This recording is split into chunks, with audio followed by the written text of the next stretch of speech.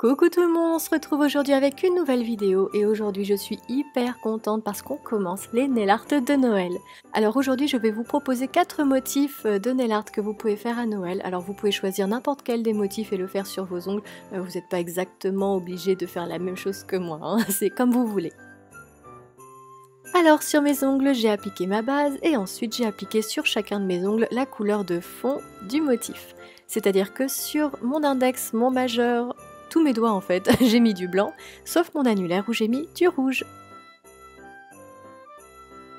Alors pour l'index, on va faire un bonhomme de neige et donc je vais prendre un pinceau fin avec du vernis rouge. Donc je vais tout simplement tirer un trait en arc de cercle, je vais l'épaissir un petit peu et ensuite je vais faire un autre bout qui pendouille, voilà, pour faire l'écharpe du bonhomme de neige.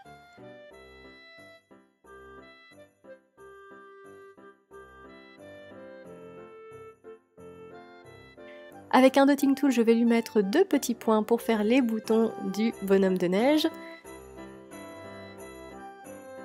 Et une fois que le vernis rouge est sec, je reprends mon pinceau et cette fois du vernis vert et je vais hachurer le trait rouge que j'ai fait tout à l'heure pour faire le motif de l'écharpe. Et voilà pour le premier motif de bonhomme de neige. Ensuite, on va faire un grand classique de Noël sur le majeur, on va faire le sapin et vous allez voir que c'est d'une simplicité déconcertante. Je vais tout simplement prendre des petits bouts de stripping tape, je vais les positionner d'abord en triangle et ensuite je vais mettre 3 bouts de stripping tape en biais. Une fois que c'est bien collé, je vais prendre du vernis vert et je vais remplir mon triangle. Alors là, vous voyez, mon vernis vert n'est pas totalement opaque. Donc, exceptionnellement, je vais remplir une première fois. Je vais attendre un petit peu que le vernis fige. Et ensuite, je vais mettre une deuxième couche de vernis vert. Et tout de suite après avoir fini d'appliquer, je vais enlever mon stripping tape. Et voilà, j'ai des bordures bien nettes et un joli petit sapin.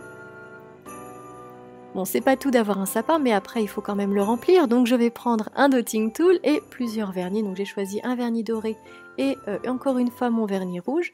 Et avec mon dotting tool, je vais faire des petites boules dans mon sapin.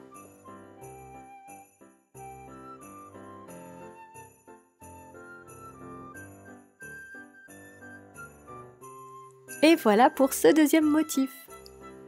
Alors le troisième motif est un petit peu plus compliqué, mais rien de bien sorcier non plus. Donc je vais prendre du stripping tape, je vais en découper plein de petits bouts et je vais le positionner, vous voyez, en... je sais pas trop comment décrire ça en fait, 2 croix l'une sur l'autre. Ensuite je prends mon vernis blanc et mon pinceau fin, toujours le même, et je vais faire, alors vous voyez ce genre de motif, je vais faire en fait un petit angle, un petit triangle entre chaque bout de stripping tape. Et une fois que c'est fait, je n'ai plus qu'à venir remplir en blanc.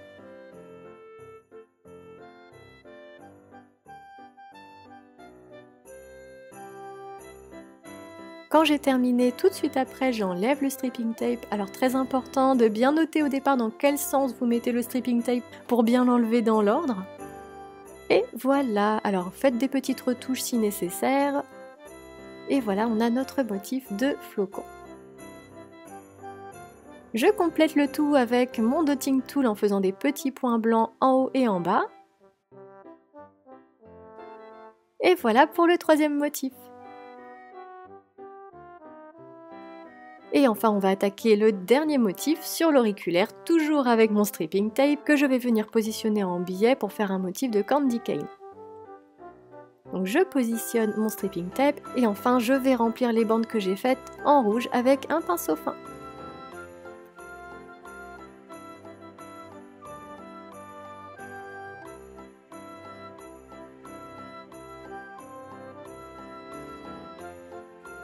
Une fois que c'est fait, j'enlève toutes mes bandes de stripping tape.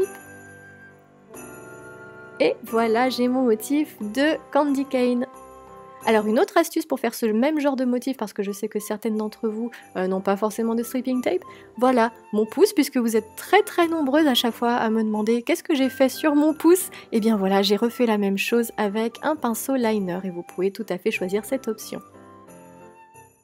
Et voilà, il ne reste plus que l'étape du top coat, donc j'en prends comme d'habitude une couche assez épaisse que j'étale du bout du pinceau pour ne pas abîmer le motif qui est en dessous. Et voilà, j'espère que cette vidéo vous aura plu. Je vous souhaite une très bonne journée. Moi, de mon côté, je vais en profiter parce que pour tout vous dire, c'est mon anniversaire aujourd'hui, donc je vais bien profiter de ma journée. En attendant, je vous fais de gros bisous et je vous dis à bientôt pour une prochaine vidéo.